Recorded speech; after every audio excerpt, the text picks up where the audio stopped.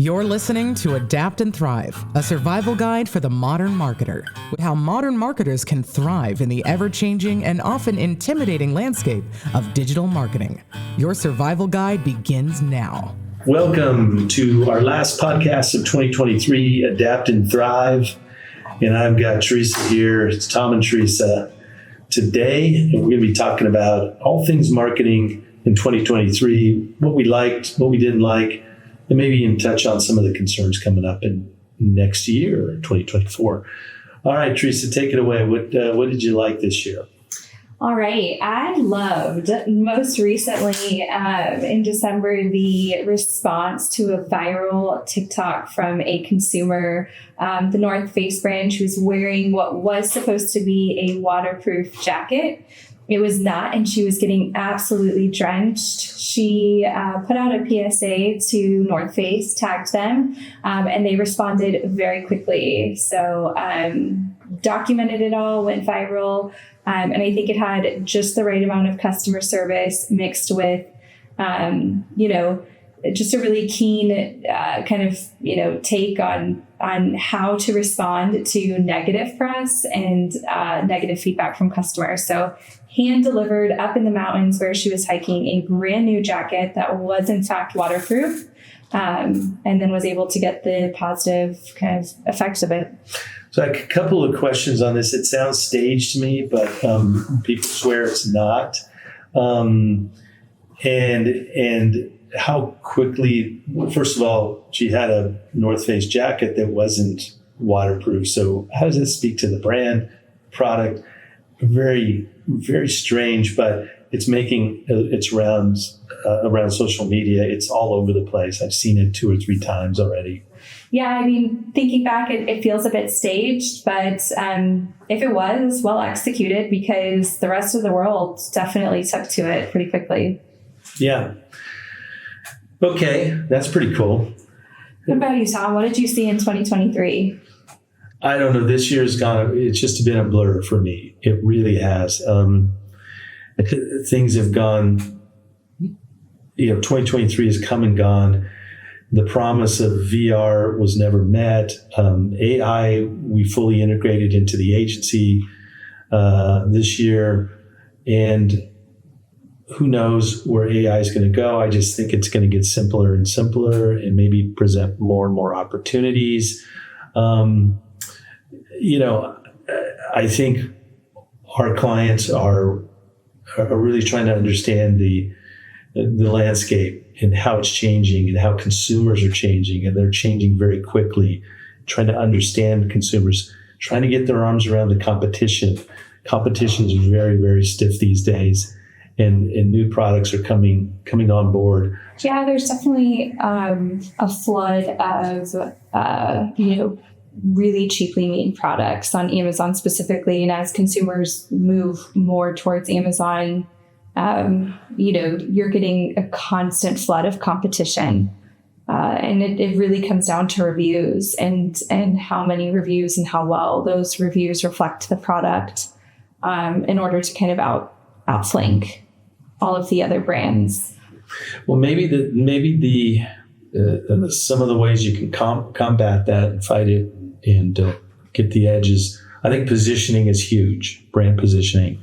And you've got to really tell your story well, and you got to position your brand, your products, but also influencers, I think, really coming more into play as we move forward through another, evolution in marketing. And I know influencers have been top of mind for us for a while now, integrating those into campaigns and really working with the various platforms. But what are you seeing there, Theresa? Yeah, I think an influencer strategy and having influencer content, that UGC style, user-generated content, really more CGC, customer-generated content, is becoming invaluable. People want to see real people using products, and they want real life feedback, and they want that feedback in real time too, which is why I think the influencer route gives you a content library that's exceptionally valuable, but it also gives you product feedback a lot of the times, and it allows you to pivot or make updates and changes to your product based off of real-time feedback, which is also incredibly valuable.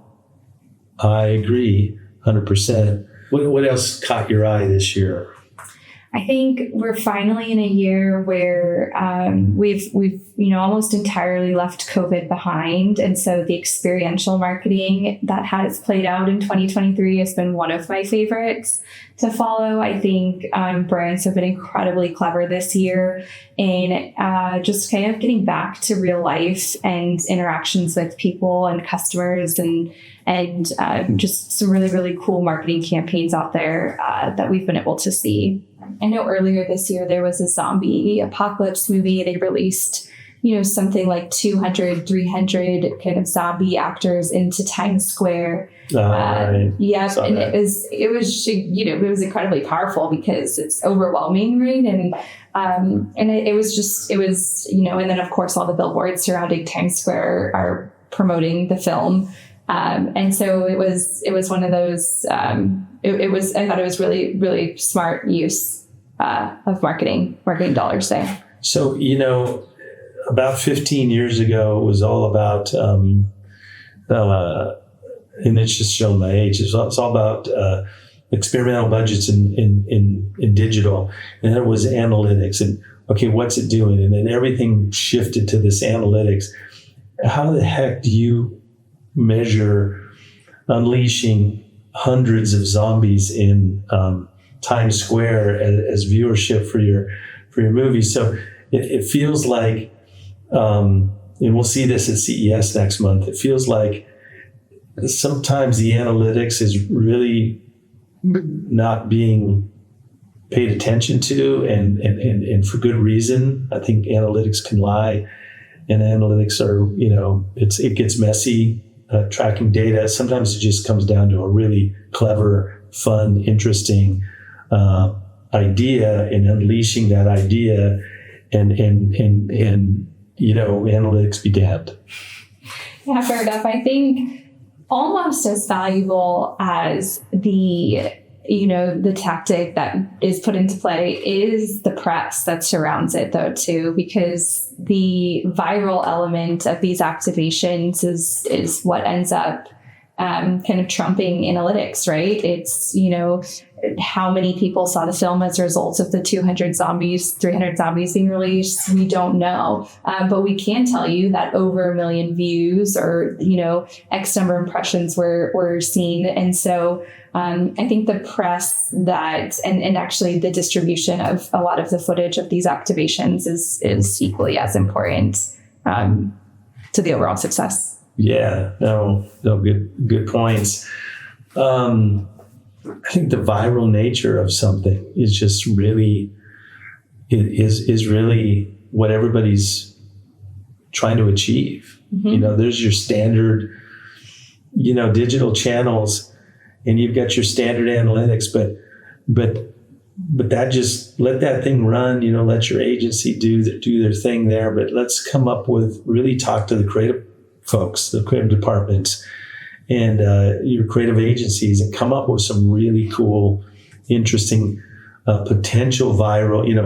It was back in the day. You had a client said, I need an idea that'll go viral. Well, that's the quickest way to kill an idea, right? I mean, if you want an idea to go viral, you just really, you just have to come up with an idea and hope that it's good enough that it will go viral. Like, a few hundred zombies running around Times Square, we're still talking about it.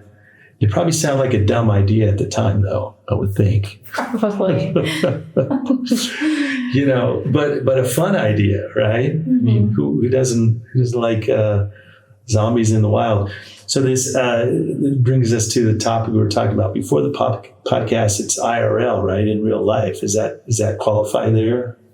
Yeah, IRL, I had to break down the acronyms to Tom, but in real life, in the age of acronyms,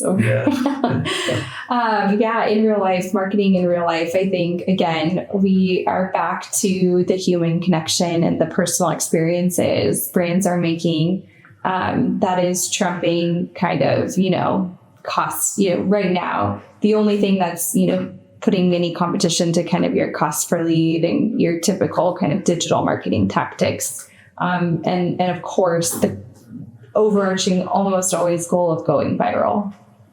Yep. If you're like me, you're a Super Bowl ad junkie. We've done annually. We've done our report on what ads we like the best and the least. So even besides the game, we're looking forward to our Super Bowl ads in February of next year. Completely sold out on CBS, and the going rate was about $7 million for a 30-second spot. Very similar to this year's cost, 2023's cost. So the cost didn't go up much.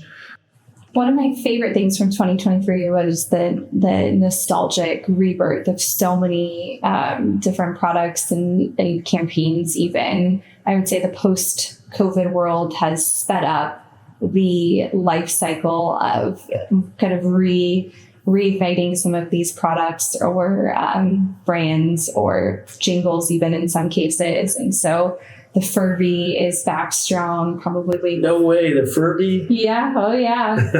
Huge gift of 2023. Crazy. Yeah, what we used to see is usually like 20 to 30 years before they would bring back a product and a generation. Yes. Typically it's a generation, which is 20 years. Yep. Now we're seeing it much, much sooner. So Okay. The younger generation is definitely obsessed with the nostalgic feel, I think, of some of the products and brands out there. Things are moving at breakneck speed. World news, environmental news, financial news. It's just going so quick that people are like, I think that's their reaction to the world around them. It's just saying, slow down.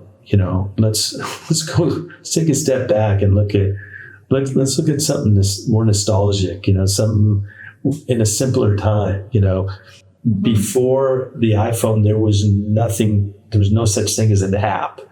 There was, and Facebook came around at about the same time and all these.